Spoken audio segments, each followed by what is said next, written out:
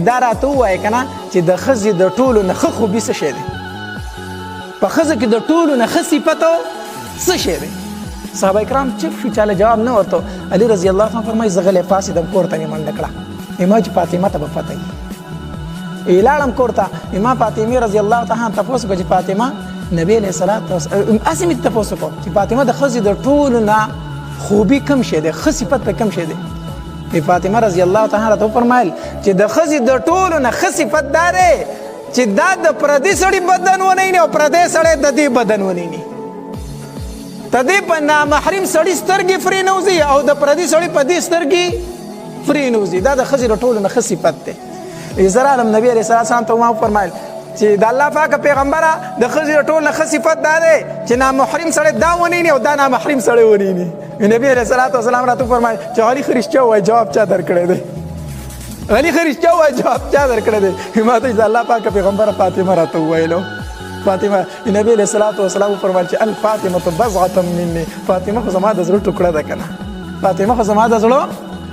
نو د فاطمه رضی الله تعالی په ژوند باندې د هغې په جسم د چا سترګې نه وې لګېدلې. مونږ خو نن د زنانو په مړي باندې هغه څیز پې کېدو چې د جسم یې چاته پته نه لګي، خو هغې په ژوندانه باندې سر نه دی پټ کړی. د هغې په بدن باندې بورکه نه وه، هغه په یو نرۍ لوپټه کې ګرځېده. هر چا ته به پته لګېده چې دومره غټه ده، دومره نرۍ ده او دا ده او دا ده. پس د مرګه ما تا پټه کړو نو څه پیدا؟ په ژوندانه باندې هغې خپل جسم نه پټاو، سړو ته یې شو کو دومره غټه یم، دومره کمزور یم، داسې یم داسې یم. چې مړه شي وي بیا پې وایي څادرې راواچوه، اوس وایي څادرې سره راچوه. په ژوندانه خو هغه هر چا لیدلې ده. نو دا د فاطمه رضی الله تعالی عنها د وفات واقعه وه. او چې کله وفات شوله او علي د هغې دفن وشو او خاورې پې ور واړولې شوې، نو علي رضی الله تعالی چغه کړه وې خلکو زه اوس د دنیا په حقیقت باندې پوه شوم چې دنیا کې وفا نشته. دنیا کې وفا زما نه فاطمه جدا کړه چې داسې ښایسته ښایسته جوړو کې جداوالی راځي. ماله به د فاطمه غونته حسن چېرته څوک وګوري؟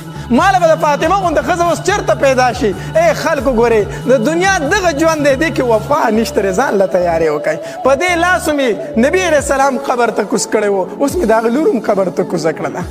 دغه دنیا ده، دنیا کې وفا زما نه فاطمه جدا کړه چې داسې ښایسته ښایسته جوړو کې جداوالی راځي. ماله به د فاطمه غونته حسن چېرته څوک وګوري؟ ماله به د فاطمه غونته ښځه اوس چېرته پیدا شي؟ ای خلکو ګورئ د دنیا دغه ژوند دی، دې کې وفا نشته دی. ځان له تیارې وکئ. په دې لاسو مې نبي علیه السلام قبر ته کوز کړی و، اوس مې د هغه لور هم قبر ته کوزه کړه ده. دغه دنیا ده.